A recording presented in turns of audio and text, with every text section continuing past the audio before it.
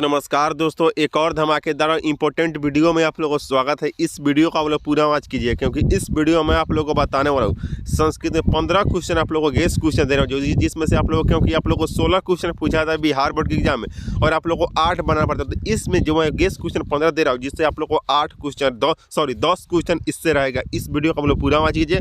इस वीडियो का पूरा वॉच करने के बाद आप लोग को पता चल जाए कितना इस क्वेश्चन से रहेगा, क्योंकि इसमें मोस्ट इंपोर्टेंट जो बार बार इंपोर्टेंट पूछा जाता है वही क्वेश्चन को मैं जो बार बार रिपीट करता है क्वेश्चन आप लोग को बिहार बोर्ड के एग्जाम में, वही क्वेश्चन को मैं लेकर आया हूं। तो इस वीडियो का आप लोग पूरा वॉच कीजिए, क्योंकि इस वीडियो में 15 क्वेश्चन सब्जेक्टिव क्वेश्चन 2 नंबर वाला क्वेश्चन बताने वाला, क्योंकि 16 आप लोग को पूछा था और 8 बनाना पड़ता है। तो इस वीडियो से आप लोग को 10 रहेगा। चलिए चलते आप लोग को बताते हैं।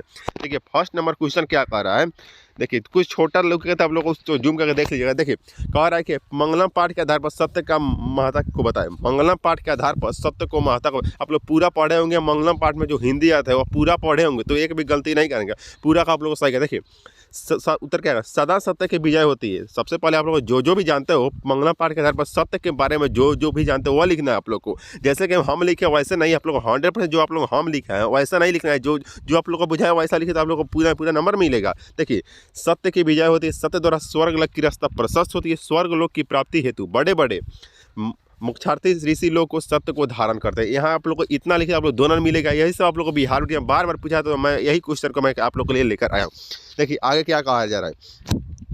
मंगलम पाठ किस ग्रंथ संकलित था। इस पाठ में कितने मंत्र लिए गए हैं। मंगलम पाठ किस ग्रंथ से संकलित, आप लोग जानते होंगे। आप लोग ऑब्जेक्टिव में भी पूछा जाता है कि मंगलम पाठ किस ग्रंथ से संकलित है। अब मंगलम पाठ में कितने मंत्र, यह आप लोग ऑब्जेक्टिव में ही बार बार पूछा जाता है। देखिए आप लोग क्या लिख देना है, मंगलम पाठ मंगलम पाठ उपनिषद ग्रंथ से संकलित है। मंगलम पाठ कहाँ से संकलित है, मंगलम पाठ उपनिषद से ग्रंथ से संकलित है। इस पाठ में 4 उपनिषद से कुल 5 मंत्र लिए गए। 4 उपनिषद से 4 ही मंत्र है, 4 ही उपनिषद कुल मंत्र 5 लिए गए। इतना ही आप लोग लिखिएगा तो 2 नंबर यहाँ भी मिलेगा। आप लोग को मैं आज 16 पूछा है, जिसमें आप लोग को 10 यही से रहेगा। मैं आप लोग को 100% श्योर हूँ कि 10 यही से रहेगा। आप लोग पूरा वीडियो को देखते हो तब। देखिए फिर आगे क्या कह रहा है। 3 नंबर क्वेश्चन कह रहा है। देखिए मेगास्थनीज कौन था और उन्होंने पाटना के लिए क्या कहा। मेगास्थनीज कौन था और उन्होंने पाटना के लिए क्या कहा। देखिए मेगास्थनीज यूनान का राजदूत तथा उन्होंने चंद्रगुप्त मौर्य को शासनकाल में आकर पटना के बारे में अपने पुस्तक में लिखा कि पटना के स्वभाव और रक्षा व्यवस्था इस समय का अधिक उत्कृष्ट है। इतना ही लिखिएगा तो आप लोग को बिहार में दोनों मिल जाएगा। इतना ही आप लोग लिखना है। चलिए 15 में लेके आ रहा हूँ, जिसमें आप लोग 10 यही से रहेगा। पूरा वीडियो देख लेते हो तब। चलिए आगे बढ़ते हैं। 4 नंबर क्वेश्चन क्या कर रहा है। सिख संप्रदाय 4 नंबर क्वेश्चन, सिख संप्रदाय के लिए पटना नगर महत्वपूर्ण क्यों है। सिख संप्रदाय के लिए पटना नगर महत्वपूर्ण क्यों है। तो सिख संप्रदाय के लिए पटना महत्वपूर्ण, तो प्राचीन पटना में नगर के सिख संप्रदाय के 10वें गुरु गोविंद सिंह का जन्म स्थल और जो गुरुद्वारा के नाम से प्रसिद्ध है। यहाँ अनेक देश विदेश के यात्रीगण दर्शन करने आते हैं। इन्हें विशेषता के कारण पटना सिख संप्रदाय के लिए महत्वपूर्ण का विषय बना गया है। इतना ही लिखना है आप लोग को। इतना क्योंकि आप लोग को बार बार क्वेश्चन यही से पूछा जाता है, तो यही सब क्वेश्चन मैं आप लोग को लेकर आया हूँ। 100% श्योर आप लोग को बोर्ड एग्जाम में 10 क्वेश्चन यहाँ से रहेगा।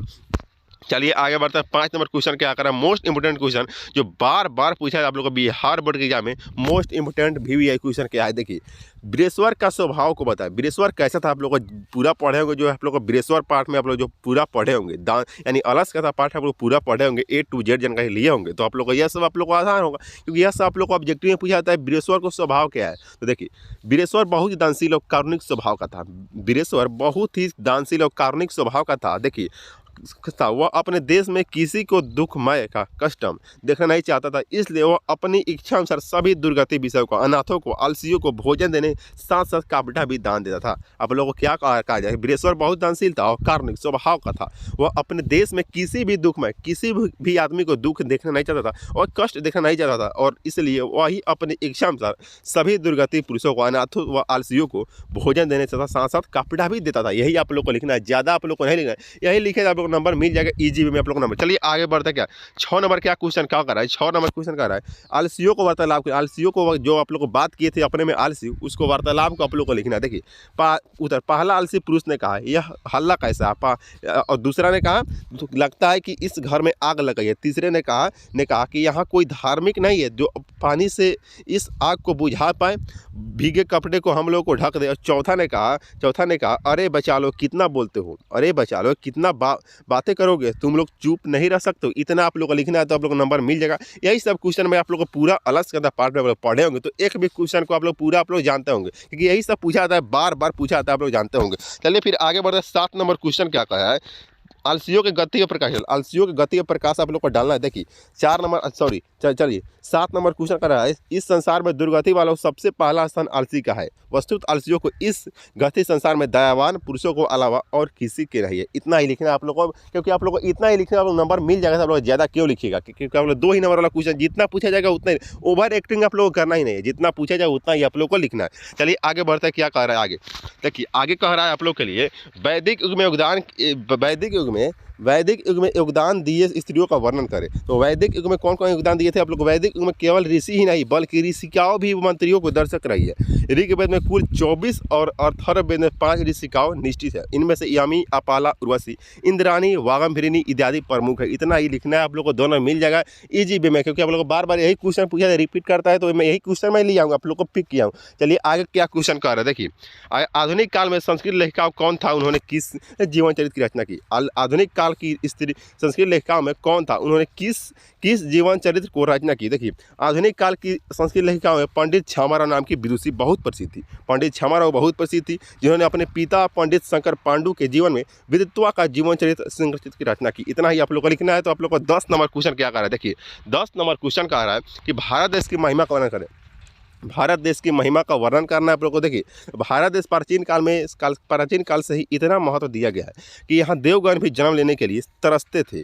इसकी प्राकृतिक सुषमा अनेक प्रदुष्करणी और विध्वंसक क्रियाओं को बाद भी अनुपम है। इतना ही लिखना है आप लोग को, क्योंकि यही सब क्वेश्चन बार बार बोर्ड एग्जाम में रिपीट करता है, यही सब मैं लेकर, क्योंकि आप लोग को बोर्ड एग्जाम का मैं सबसे पहले आप लोग को बता दूँ कि 10-12 दिन ही बचा हुआ है, इसलिए आप लोग को पढ़ना पड़ेगा, क्योंकि आप लोग को साल भर पढ़ कर आ रहे हो और आगे 10-12 दिन आया तो आप लोग पीछे क्यों हटेंगे, इसलिए आप लोग को पढ़िए, अच्छे वे में आप लोग पढ़िए। चलिए आगे बढ़ते। 11 क्वेश्चन क्या कर रहा है, 11 नंबर क्वेश्चन कर रहा है, देखिए विवाह संस्कार में कौन कौन प्रमुख कर्मकांड होते थे? विवाह संस्कार में कौन कौन प्रमुख कर्मकांड होते थे? देखिए तो इनमें से अनेकों कर्मकांड होते हैं। विवाह में अनेकों कर्मकांड होते हैं, जिसमें आप लोग का वागदान, मंडप निर्माण, कन्यादान, अग्नि स्थापना, पानी ग्रहण, लाजा होम, सप्तपदी, सिंदूरदान इत्यादि कर्मकांड प्रमुख है। इतना ही आप लोग को लिख देना, जिससे आप लोग को जितना बहुत सारे बच्चे ओवर एक्टिंग कीजिएगा तो नंबर नहीं मिलेगा, इसलिए आप लोग ओवर एक्टिंग नहीं करना है और इजी वे में आप लोग को नंबर लिखना है और आप लोग एग्जामिनर नंबर देंगे, मैं 100% श्योर हूँ। चलिए आगे बढ़ते हैं।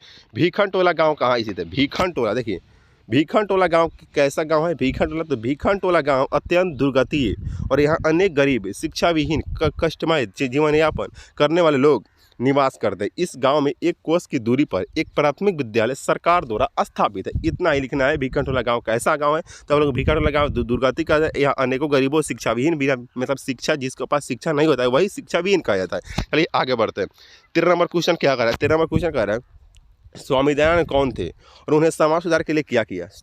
स्वामी दयानंद कौन थे? तो देखिए स्वामी दयानंद शिक्षा और समाज के महान उद्धारक थे। उन्होंने समाज के पल रहे अनेकों दूषित प्रथा को खंडित कर शुद्धत्व ज्ञान का प्रचार किया, जिन्होंने समाज सेवी के लिए आर्य समाज नामक संस्था का स्थापना की। इतना ही लिखना है, जिससे आप लोग को 2 नंबर कन्फर्म हो जाएगा, क्योंकि आप लोग को 2 नंबर के क्वेश्चन है तो उतना ही आप लोग को 5 नंबर वाला नहीं, क्योंकि ओवर एक्टिंग कीजिएगा, आप लोग ज़्यादा लिखिएगा, जो पूछा जाए वही आप लोग को बोर्ड एग्जाम में लिख देना है। चलिए आगे बढ़ते हैं। आप लोग को 15 नंबर क्वेश्चन क्या करा है? 14 नंबर भारतीय दर्शनशास्त्र में और अनेक प्रवर्तकों की चर्चा कर दो। 20 में यह क्वेश्चन पूछा गया था, तो उत्तर भारतीय दर्शन 6 है।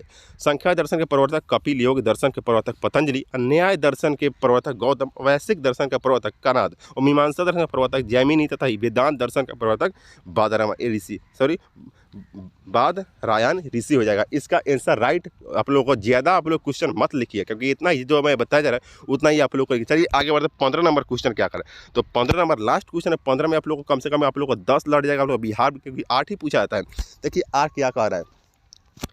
ज्योतिष शास्त्र के अंतर्गत कौन कौन शाखा तथा उनके प्रमुख ग्रंथ थे? 2018 में क्वेश्चन पूछा गया था, इसलिए मैं इसको ले लिया हूँ, क्योंकि यह मेरे लिए अच्छा लगा, इसलिए मैं ले जाऊँ। देखिए आगे ज्योतिष शास्त्र के अंतर्गत खगोल विज्ञान, गणित आदि शास्त्र, आर्यभट्टीय, बृहद संहिता आदि प्रमुख ग्रंथ है। इतना ही आप लोग को लिखना है। तो आप लोग को 16 नंबर कन्फर्म होगा। आप लोग को इससे आप लोग को कितना अच्छा लगा मैं आप लोग को कमेंट बॉक्स में आप लोग बताइएगा।